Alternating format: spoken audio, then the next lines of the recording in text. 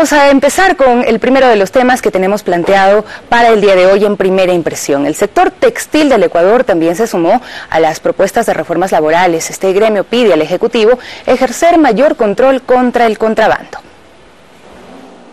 Varias son las propuestas que hace el sector textil sobre reformas laborales, entre ellas implementar en este tipo de industrias jornadas de trabajo similares a las que tienen las empresas petroleras, en las cuales se elabora de forma ininterrumpida 15 o más días y posteriormente se dan periodos de descanso extendidos de 7 o 14 días.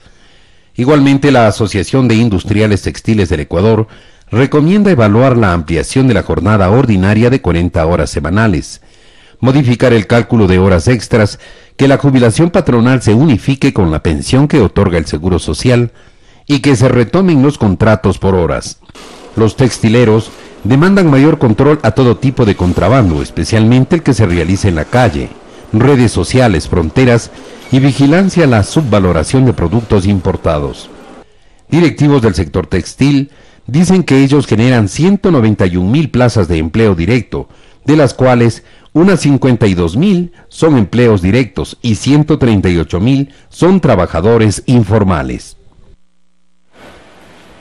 Javier Díaz, presidente ejecutivo de la Asociación de Industriales Textiles del Ecuador, nos acompaña en este momento para ampliar un poco estas propuestas que se hicieron hace algunos días y que se suman a tantas otras que desde los gremios empresariales han sido manifestadas, se han puesto de manifiesto para que sean analizadas en el debate ya que vendrá más tarde en la Asamblea Nacional. Bienvenido, muchísimas gracias por acompañarnos el día de hoy. Bueno, primero decir que no hay posturas unánimes en el sector empresarial, hay muchas propuestas que deberán luego ser analizadas.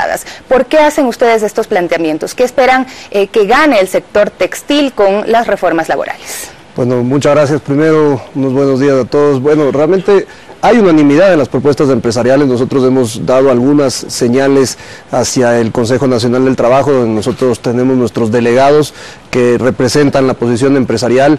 Destacamos el trabajo que se está haciendo en el Consejo Nacional del Trabajo. Creemos que es histórico que se estén buscando consensos en el diálogo tripartito, tal como lo recomienda la Organización Internacional del Trabajo.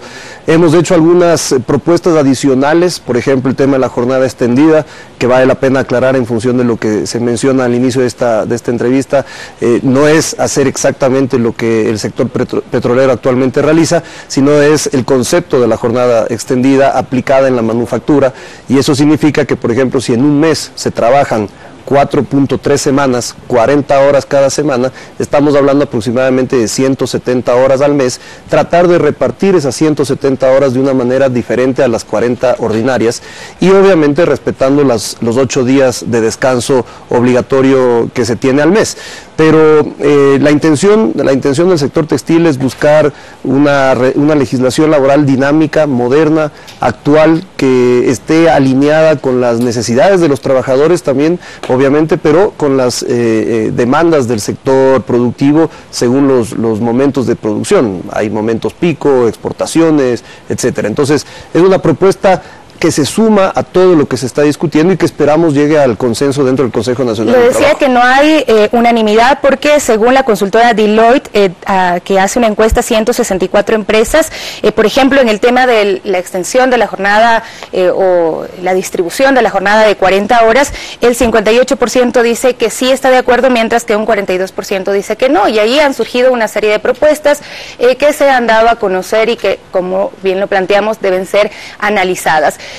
¿Quién gana con esta extensión de la jornada laboral? Porque son las empresas las que están requiriendo esto, pero ¿qué dicen los trabajadores? Sí, primero, no hay una extensión de la jornada laboral en sí.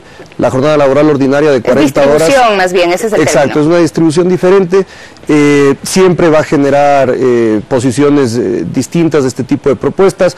Lo primero y fundamental es llegar a acuerdos con los trabajadores del momento que ya, si esto pasa a ser una ley, el momento que ya haya que implementarlo en una empresa, tendrá que ser en acuerdo definitivamente entre trabajador y empleador. Eso es un hecho, no se puede imponer una jornada diferenciada, a menos de que haya acuerdo, pero los trabajadores también tienen su realidad, los trabajadores también pueden adaptarse a distintas modalidades de trabajo en cuanto a jornada de laboral, y por ejemplo, una alternativa que te da el poder llegar hasta 12 horas al día que sería 3 días seguidos más un mediodía a continuación, te da para, por ejemplo, capacitación. Hoy por hoy es muy difícil adaptar los horarios de trabajo con los horarios de capacitación, pero si una persona tiene un día libre, el día viernes, por ejemplo, libre, ese día se lo puede destinar a que haya capacitación por parte del empleador. Pero se va a tomar también en cuenta las necesidades del empleador, porque aquí se habla de las necesidades de la empresa, del empresario, pero las necesidades del trabajador, por ejemplo, para estos temas, ¿se tomarán en cuenta? Seguro que sí, como siempre. En el empleo pleno, el trabajador tiene garantizados sus derechos. Eso es lo que nosotros estamos proponiendo siempre desde el sector privado formal. Generar empleo pleno donde haya respeto a los derechos, donde se pague el salario correctamente, donde se cumplan con todas las obligaciones legales en materia laboral. Eso es lo que nosotros estamos planteando. Como se veía en la placa al inicio, nuestro sector genera 191.000 plazas de empleo directo. De las 191.000, tan solo 52.000 están en empleo pleno. El resto está lastimosamente en la informalidad. Esa es la realidad en la que se encuentra actualmente el país. Entonces tenemos que darle opción al que está en la informalidad que pasa al empleo pleno, y al que definitivamente no tiene empleo que tenga una opción de una plaza de trabajo en una empresa formal. ¿Cómo se logra esto? Porque si es que no se ha empleado con los estándares que existen actualmente, ¿qué garantía hay de que sí se vaya a emplear formalmente a las personas que actualmente no lo están? Sí, definitivamente una cosa que se necesita es tener una mejor legislación laboral, que no tenga tanta rigidez, que no sea una legislación que dificulte la contratación, que sea una legislación que apunte a la productividad. Y por otro lado, las leyes solas no generan empleo, eso sí es un hecho, pero por otro lado que mejore la situación económica del país. Eso es fundamental para que las actividades productivas puedan de alguna manera volver a una dinámica de crecimiento y por ende venga inversión, sea local, sea extranjera, y se generen las oportunidades de empleo. ¿Está usted de acuerdo en que se han dado incentivos para el sector empresarial, para el sector productivo en el país?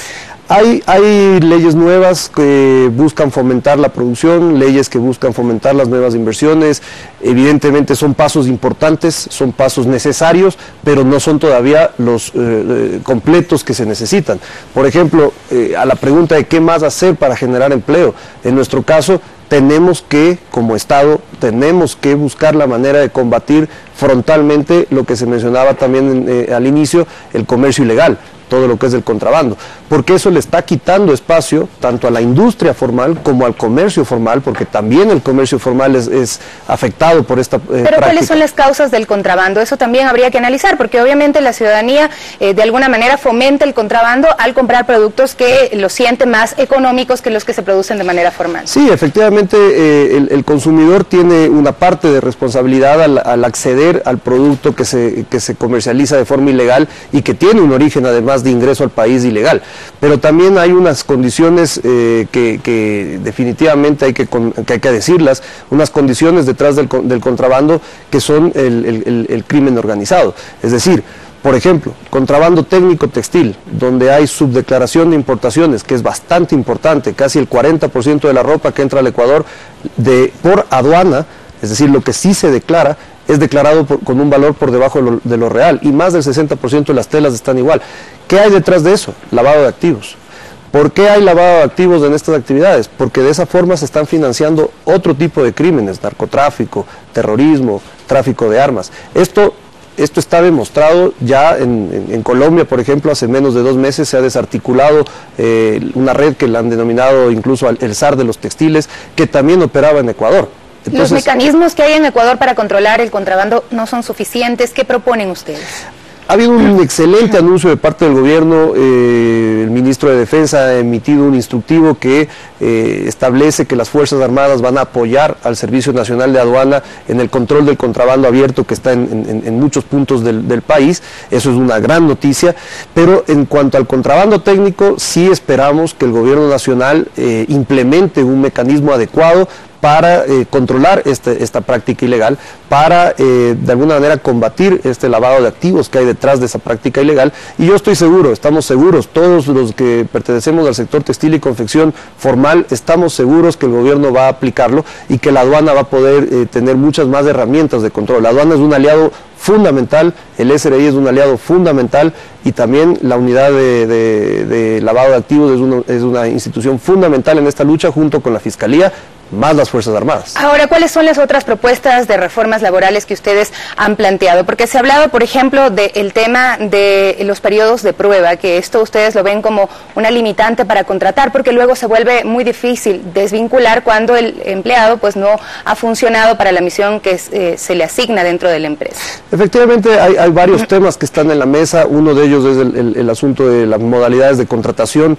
Existen alternativas que se han discutido, una de ellas ya está incluso consensuada, que es este contrato de emprendimiento y contrato para nuevas inversiones, que sería un contrato que tiene un plazo de hasta 3 años. Ese es un contrato que obviamente para ese tipo de empresa que esté en el emprendimiento o en la nueva inversión puede ser beneficioso, igual que para el trabajador. Pero esto no se presta para la viveza también podría darse en el caso de algunos empresarios que puedan contratar a periodos de prueba y luego despedir, como se hacía antes con los contratos por hora también, por ejemplo. Suponiendo que pudiera darse ese escenario, primero siempre va a haber en la legislación, en la normativa, manera de sancionar al que quiera pasarse de vivo. Eso es lo primero que hay que dejar claro. Lo segundo, los que se pasan de vivos generalmente son los informales. Y lo tercero, si es que hay un contrato de este tipo, va a haber reglas de juego de por medio para poder aplicarlo. No es que cualquiera va a poder aplicar un contrato de emprendimiento, va a tener que ser un emprendedor. No es que cualquiera va a poder aplicar un contrato de nuevas inversiones, va a tener que ser realmente alguien que justifique que hay una nueva inversión en función de lo que la ley establece para ese efecto. Entonces, puede haber vivezas, siempre hay resquicios en la legislación, pero ahí para eso están las autoridades para controlar y en caso de detectar, sancionar. Pero hay otros temas de la mesa que siguen en discusión, que esperamos se llegue a consensos. Insisto, son propuestas que hay que discutirlas en el diálogo tripartito, como es el caso del contrato por hora, como es el caso de la jubilación patronal, que es un problema. En el Ecuador tenemos doble jubilación. El trabajador tiene la jubilación que es resultado de las aportaciones que se hacen todos los meses al IES, y después tiene una jubilación que se le ha obligado a otorgar a la empresa, al empleador, que eso nació en los años 30, 1938, porque no existía la seguridad social en ese momento, entonces se necesitaba un mecanismo. Pero hoy por hoy ya esa duplicidad está generando que las empresas tengan a futuro problemas de estabilidad, porque hay dos nóminas en las compañías, la nómina activa y la nómina pasiva de jubilados, y eso en el largo plazo es inmanejable. Es inmanejable tener una nómina de personas que lastimosamente ya no laboran, obviamente, incluso son personas que no necesariamente han cumplido la edad de jubilación, sino es gente que tal vez a los 40, 45, 50 años ya están jubilados. Entonces, es realmente un tema que hay que discutirlo, hay que buscar una transición hacia una modalidad en la cual la jubilación del trabajador esté garantizada en función de aportes, y de esa manera tener algo estable a largo plazo. Y otros derechos, como el derecho a la huelga, por ejemplo, al sindicalismo, ¿qué decir sobre esto? Porque los planteamientos de las cámaras han sido pues realmente fuertes en ese sentido, al manifestar que incluso se debería prohibir la huelga. Debo decir que en el caso de las discusiones dentro del Consejo Nacional del Trabajo, ese punto no se está discutiendo, ese no es un tema en discusión. El derecho a la huelga está consagrado en el Código del Trabajo, eso es algo que, reitero, al menos en el Consejo Nacional del Trabajo no se está discutiendo. Muchísimas gracias por acompañarnos el día de hoy. Javier Díaz, presidente ejecutivo de la Asociación de Industriales Textiles del Ecuador. Hacemos una pausa en Primera Impresión. Recuerde que nos escucha también a través de Pública FM. Volvemos con más de inmediato.